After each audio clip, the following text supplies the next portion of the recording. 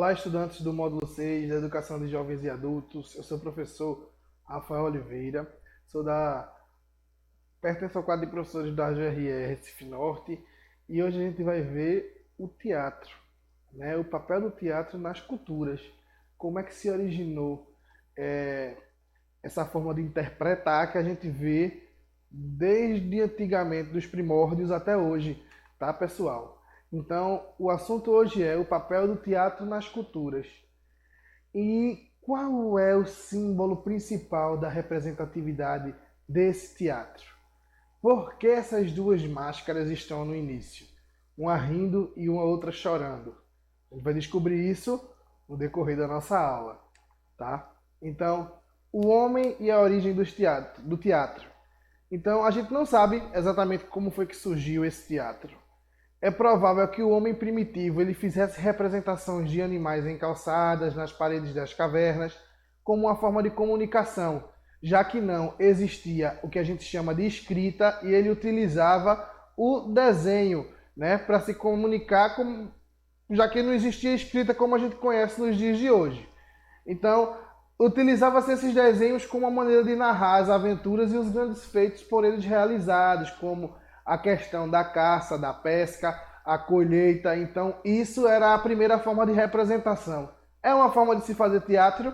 É um teatro contado em etapas, em histórias, como a gente não vê mais no dia de hoje, tá? Então, os historiadores, que são aquelas pessoas que estudam a disciplina de história ou as ciências humanas, elas afirmam que o teatro surgiu da forma de um ritual e com o tempo passou a fazer parte das representações de lendas relacionadas aos deuses e heróis de muitas culturas, que a gente tem os deuses egípcios, a gente tem os deuses gregos, os deuses persas, os deuses americanos e por aí se vai, os deuses africanos, a mitologia africana, que é tão importante para a civilização humana, tá? E aí eu trago essas imagens porque elas trazem uma forma de representação, tá?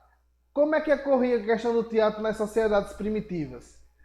Os estudiosos acreditam que nas primeiras sociedades elas faziam a representação por meio da dança. Então a gente já sabe que a dança, como vocês já devem ter visto em séries anteriores, a dança ela é fundamental. Ela é uma expressão corporal que utiliza-se de uma forma artística, né? Para controlar os fatos necessários. Então se fazia a dança da fertilidade, dança da caça, a dança porque conseguiu obter êxito nas batalhas. E essas mesmas danças eram feitas para exorcizar, para tirar os maus espíritos, assim como ainda realizam muitas tribos distribuídas pelo mundo afora, tribos indígenas, tribos africanas e por aí se vai. Só que lá na época da Grécia Antiga, lá em Roma também, no Egito e na China, começou a florescer os terrenos sagrados. Então, a arte de representar nesses terrenos sagrados. As sombras dos templos, então, as primeiras formas de representações artísticas, elas nasceram dentro dos templos, dentro das igrejas.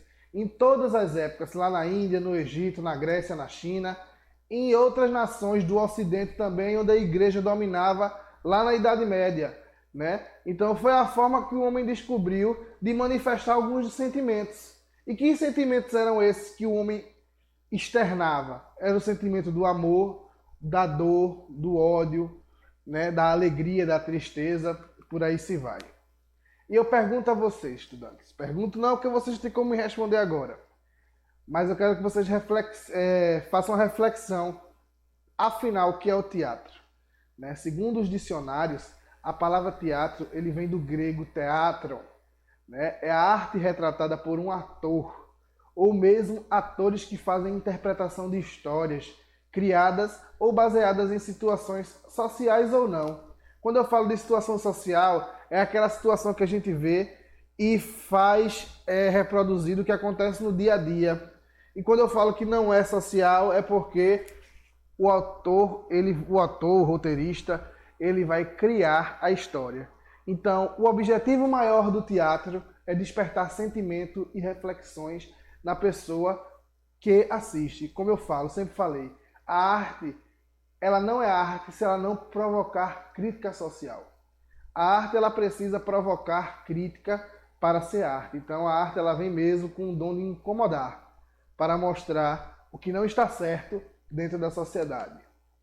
Então, o teatro ocidental, que é esse que mais nos afeta, é aquele teatro que é como a gente conhece nos dias de hoje, que ele surgiu no século 6 a.C. na Europa, lá na Grécia, num período que aconteciam festas da primavera para comemorar a colheita da uva, homenagear o deus do vinho, do teatro, da fertilidade, que era o deus chamado Dionísio, né? Festas que duravam dias e eram como rituais sagrados, misturados com procissões e recitais de música, né? Então, como eu falei para vocês, lembra do primeiro slide que eu falei das duas máscaras, uma que ri e a outra que chora? O teatro ocidental, essas máscaras representam a tragédia e a comédia. Então, a tragédia chora e a comédia ri. Então, as máscaras eram utilizadas para que, independentemente da classe social, do sexo do ator, ele pudesse interpretar várias pessoas ao mesmo tempo. Então, não existia um só ator para representar um só personagem. Um só ator ele podia representar 3, 4, 5 personagens, dependendo da demanda e da habilidade de apresentação que ele tivesse, tá? Então, por que surgiu esse teatro ocidental? Ele surge para registrar a história das civilizações, pessoal. Para explicar os deuses, para explicar as guerras, para explicar a mitologia de cada povo. E a civilização grega foi uma das mais importantes no mundo antigo para a gente entender a arte teatral. Porque foi eles que inventaram, né, o teatro grego, a tragédia grega. E é também um pouco da cultura e da história desse povo. Então, o primeiro ator a gente conhece como Téspis, que foi participante dos rituais sagrados de louvor ao deus do vinho. Então, ele ousou, né, vestir a máscara humana, ele fez o primeiro rosto humano para interpretar músicas. Ação que provocou espanto pela coragem, porque os deuses deviam ser louvados, mas nunca imitado. E ele imitou o deus Dionísio, né, que era aquele que era responsável pela colheita do vinho, pelo sucesso na guerra. Então ele foi lá, ousou, fez o rosto desse deus e interpretou pela primeira vez. Né? Então, depois de Tépsis, ele começou a viajar à Grécia em uma carroça, que ficou conhecida como carro de Tépis. E, além da função de transporte, a carroça ele era palco para as representações. Quando a gente assiste filmes antigos como Lisbela e o Prisioneiro, filmes mais antigos do cinema nacional, a gente vai ver que as pessoas passavam em veículos que a gente chama de Kombi, né, para poder representar em diversos locais. Então já é um braço, uma derivação do que Téspis fez lá na Grécia. Então, depois daí começou a edificação do teatro, que foi aquele teatro que o homem precisou inventar, com a sua arquibancada bem alta e o centro do teatro baixo, que era para se ter uma percepção melhor do que lá acontecia. Olha aí nas imagens de como eram os teatros antigamente. E a gente consegue ainda verificar isso por aqui hoje. Quem conseguir ir lá no sítio da Trindade, a gente vai ver que tem uma mini representação de um teatro grego, né? Que vem com o palco lá embaixo, a arquibancada mais alta, tá? Para vocês. E por fim a gente vai falar aqui agora das peças que vão compor esse teatro grego, que é a arquibancada, que era feita de pedras, e espaço para o público em geral, que assim podiam assistir com a mesma qualidade a visão das tragédias, as comédias e as sátiras. A orquestra, que era o espaço central circular, onde o coro, que era formado por dançarinos e músicos, se apresentavam.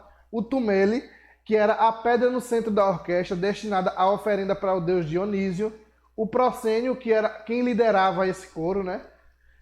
E o palco, que era inicialmente de madeira, depois foi de pedra, que é um espaço destinado ao cenário, para troca de figurinos, troca de máscaras e para interpretar, tá? Como eu falei para vocês aqui nessas imagens, a gente vai ver o palco, a arquibancada e cada lugar definido que essas pessoas ficavam. Por hoje é só, pessoal. Até a próxima aula, tá? Muito obrigado pela participação de vocês e sigam o caminho no AVA, tá?